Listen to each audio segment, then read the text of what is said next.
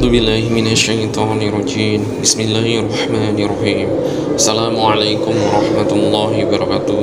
Jumpa lagi dengan Azalea Sofa Channel. Kali ini kita akan membahas kisah Nabi Sulaiman alaihissalam. Banyak pelajaran yang mampu diambil menurut kisah Nabi Sulaiman ini. Allah Subhanahu wa Ta'ala menganugerahkan kelebihan pada setiap para nabinya. Salah satu yang dianugerahkan mukjizat yaitu Nabi Sulaiman alaihissalam. Nabi Sulaiman merupakan putra Nabi Daud alaihissalam yang mempunyai perilaku bijaksana. Daud adalah raja Israel yang bijaksana dan Nabi Allah Subhanahu wa Ta'ala yang mulia. Nabi Sulaiman mewarisi perilaku yang bijaksana menurut sebagaimana ayahnya yang bisa memimpin suatu kerajaan besar. Tak hanya memimpin umat manusia, akan tapi pula para jin. Nabi Sulaiman diberi karomah oleh Allah Subhanahu wa Ta'ala, yaitu mampu berbicara menggunakan bahasa hewan. Sulaiman merupakan putra Nabi Daud. Daud merupakan raja Israel yang bijaksana, Nabi Allah Subhanahu wa Ta'ala yang mulia. Sulaiman belajar menurut pengetahuan dan evaluasi ayahnya yang luas. Tak jarang beliau bergabung dan menggunakan ayahnya selama persidangan. Dia merupakan seorang pengamat dan belajar darinya kadang-kadang berkontribusi pada diskusi. Suatu hari Nabi Daud memanggil 19 putranya pada depan para pemuka dan cendekiawan kerajaan. Dia lalu mengajukan pertanyaan-pertanyaan berikut. Manakah yang terjauh? Manakah dua hal yang melekat satu sama lain? Apakah hal yang paling menakjubkan? Dua hal mana yang permanen dan tidak berubah? Manakah dua hal yang selalu tidak sinkron? Manakah dua hal yang saling bertentangan? Apakah perbuatan yang hasilnya baik? Perbuatan apakah itu yang akibatnya tidak baik? Anak-anak Nabi Daud sebagian galau dan tidak bisa mampu menjawab pertanyaan-pertanyaan ini. Putra bungsu Sulaiman berdiri dan menaruh jawabannya berikut. Hal-hal yang paling dekat menurut insan merupakan akhirat, hidup dan mati, lantaran seorang bisa meninggal setiap waktu. Hal yang terjauh menurut kita yang sudah terlalu, yang tidak akan tiba-tiba lagi. Dua hal yang saling melekat satu sama lain merupakan tubuh insan yang menggunakan jiwa. Yang paling menakjubkan merupakan tubuh insan yang meninggalkan tanpa jiwa. Dua hal yang permanen sama merupakan langit dan bumi. Dua hal yang tidak sinkron merupakan siang dan malam. Dua hal yang saling bertentangan merupakan hayati dan meninggal.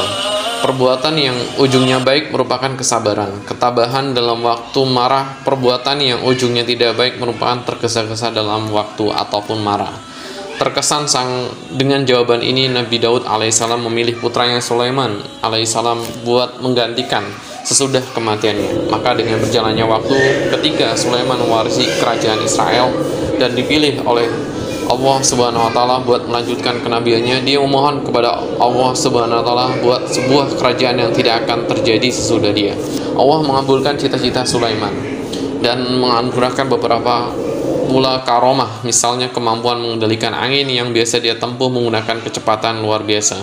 Jin yang berada pada bawah komandonya dan tambang tembaga yang digunakan buat menciptakan persenjataan. Dia bahkan diberkati menggunakan kemampuan buat komunikasi menggunakan berbahasa hewan. Nabi Sulaiman dan batiolanya terdiri menurut dari manusia, jin, dan burung. Tiba ke lembah semut. Seekor semut berkata, "Hai semut, masuklah ke tempat tinggalmu supaya engkau tidak dihancurkan oleh tentara Sulaiman." Saat mereka tidak menyadari mendengar hal itu, Nabi Sulaiman tersenyum geli mendengar ucapannya.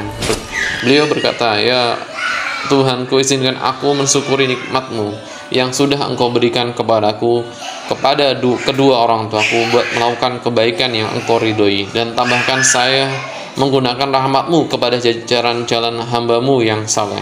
Surat An-Naml ayat 18-19. Dalam misinya menjadi Nabi Allah, Sulaiman membentuk tempat ibadah yang menonjol, kubah batu pada Yerusalem. Dari sanalah Sulaiman dan pengikutnya melakukan ziarah ke Mekah. Setelah menuntaskan haji, mereka melakukan bepergian ke Yaman, pada mana Sulaiman menyaksikan prosedur penyaluran air yang luar biasa menurutnya di Yaman. Dia ingin meniru sistem itu, sudah ada tanahnya sendiri, namun memahami bahwa mereka tidak mempunyai mata air yang cukup. Beliau bertekad buat menemukan cara. Sulaiman mulai mencari burung hut yang punya kemampuan buat mendeteksi air pada bawah tanah. Tetapi burung ini tidak terlihat. Sulaiman semakin tidak sabar dan berseru, "Mengapa saya tidak melihat burung hut?" Atau beliau pun termasuk yang tidak datang.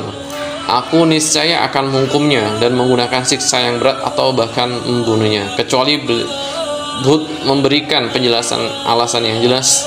Tak berapa lama kemudian Hud pulang ke tuannya menggunakan keterangan yang bagus. Namun burung Hud itu tinggal tidak sendirian berkata, aku sudah mencukup pada pengetahuan apa yang belum engkau jelajahi, dan saya tiba kepadamu berdasarkan Saiba menggunakan keterangan tertentu. Sesungguhnya saya menemukan pada di sana seorang perempuan yang memerintahkan mereka. Beliau sudah diberikan segala sesuatu, dan beliau mempunyai singgasana yang besar. Aku mendapati beliau kaumnya bersujud kepada Surya menjadi gantinya Allah, dan setan berakibat mereka ridho terhadap perbuatan mereka dan menghalangi mereka berdasarkan jalannya, supaya mereka tidak menerima petunjuk dan supaya mereka tidak sujud kepada Allah Subhanahu wa taala yang mengeluarkan apa yang tersembunyi pada di langit dan bumi, dan mengetahui apa yang engkau sembunyikan dan apa yang engkau nyatakan. Allah Subhanahu wa taala tidak terdapat Tuhan selain Dia, Tuhan Arasy yang agung. Surat An-Naml ayat 22-26. Nabi Sulaiman berkata, kami akan melihat apakah engkau memang benar dan bukan termasuk golongan pendusta. Ambillah surat ini dan kirimkan kepada mereka, dan tinggalkanlah mereka. Lihat jawaban apa yang akan mereka kembalikan. Surat An-Naml ayat 27-28. Hud terbang kembali ke istana Bilqis dan menjatuhkan surat Sulaiman di hadapannya. Dia segera bersembunyi dan melihat apa yang terjadi. Melihat surat itu, Bilqis mulai baca. Ya, itu dari Sulaiman berkata, dengan nama Allah yang Maha Pengasih lagi Maha Penyayang, jangan menyombongkan diri kepadaku, tapi datanglah kepadaku sebagai seorang muslim.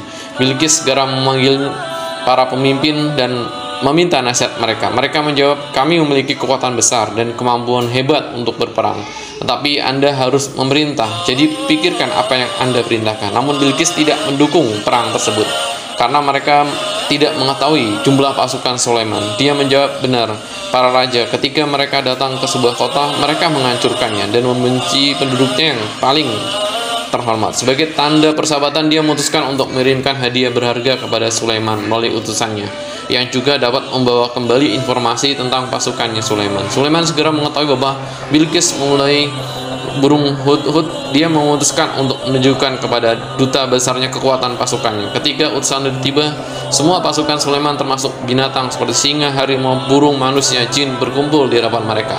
Utusan Bilqis benar-benar kagum dengan ukuran dan keragaman batalion Sulaiman. Kekuatannya yang belum pernah terjadi sebelumnya dan sangat terlihat. Para utusan dengan penuh semangat memberi Sulaiman hadiah ke Bilqis dengan janji persahabatan. Sulaiman menjawab, maukah Anda membantu saya dengan kekayaan? Apa yang Allah berikan kepada saya lebih baik dari apa yang Dia berikan kepada Anda. Ada senang dengan pemberian kami. Sulaiman kemudian menoleh kepada utusannya dan berpesan, kembalilah kepada kaummu. Sungguhnya kami akan datang kepada mereka dengan pasukan yang tidak dapat mereka lawan, dan kami akan mengusir mereka dari sana dalam keadaan terhina, dan mereka akan terhina. Terkejut utusan itu pun segera kembali ke ratu mereka dan menyampaikan pesan Sulaiman dan memberitahu raja kerajaan Sulaiman. Bilqis memutuskan untuk bertemu langsung dengan Sulaiman dan juru tulisnya. Setelah menerima kabar itu, Sulaiman memutuskan untuk menunjukkan kepada Bilqis dan para pejabat kekuatan keajaiban yang diberikan oleh Allah Subhanahu wa taala kepadanya. Dia bertanya kepada pasukannya, siapa di antara kalian yang bisa membawa saya ke tahta Bilqis sebelum mereka tunduk kepada saya? Ifrit, salah satu jin yang kuat. Mereka menjawab Nabi Sulaiman, saya akan membawanya kepada Anda sebelum Anda meninggalkan tempat duduk Anda sehingga sana Anda.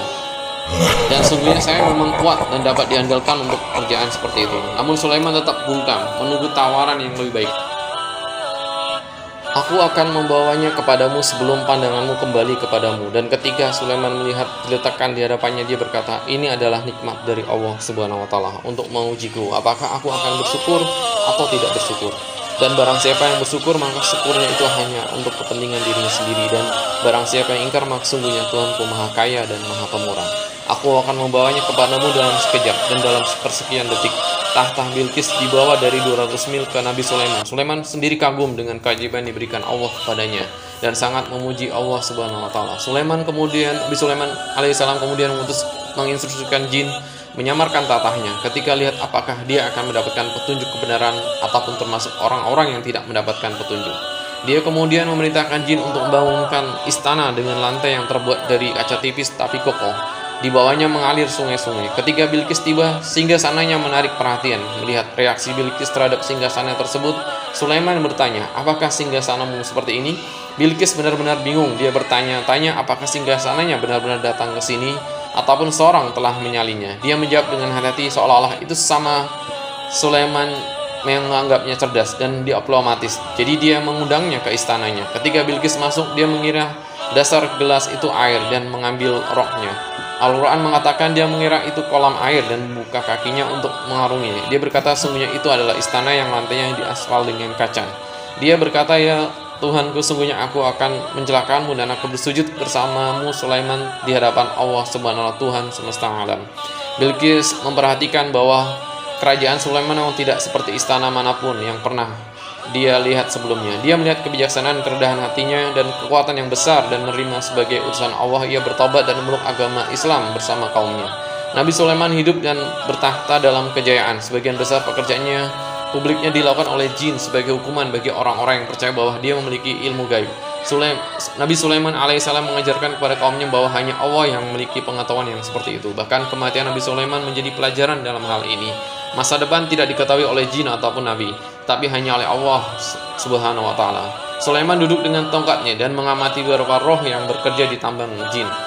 Jin yang takut kepada Sulaiman sangat fokus pada bangunan itu. Ketika Allah memutuskan untuk mengambil nyawa Sulaiman, tidak ada yang memperhatikan kematiannya. Sampai beberapa hari kemudian, ketika seekor semut lapar mulai menggigiti tongkat kayunya. Saat makan, tongkat itu patah dan Nabi Sulaiman alaihissalam yang bersandar di atas tongkatnya jatuh ke tanah. Orang-orang berlarian ke Nabi Sulaiman dan segera menyadari bahwa dia telah lama meninggal. Jadi semua orang tahu bahwa jika jin tahu tentang yang tidak terlihat, mereka tidak akan menyiksa diri mereka sendiri dengan pemikiran bahwa Nabi Sulaiman alaihissalam sedang mengawasi mereka. Kehidupan dan kematian Nabi Sulaiman alaihissalam memang penuh dengan keajaiban yang darinya umat manusia dapat mengambil pelajaran yang luar biasa. Dan ketika kami tetapkan kematian Nabi Sulaiman alaihissalam, tidak ada yang menunjukkan kematiannya kepada jin kecuali makhluk-makhluk bumi yang memakan tongkatnya. Tapi ketika dia jatuh, menjadi jelas bagi jin bahwa jika mereka mengetahui yang gaib, mereka tidak akan tinggal dalam siksaan yang menghina. Inilah kisah Nabi Sulaiman yang memiliki mukjizat yang luar biasa dari Allah Subhanahu wa Ta'ala. Banyak pelajaran yang kita bisa petik dari kisah ini. Semoga kita bisa bertobat dan meneladani hikmah Nabi Sulaiman. Akhirul kalam, wassalamualaikum warahmatullahi wabarakatuh.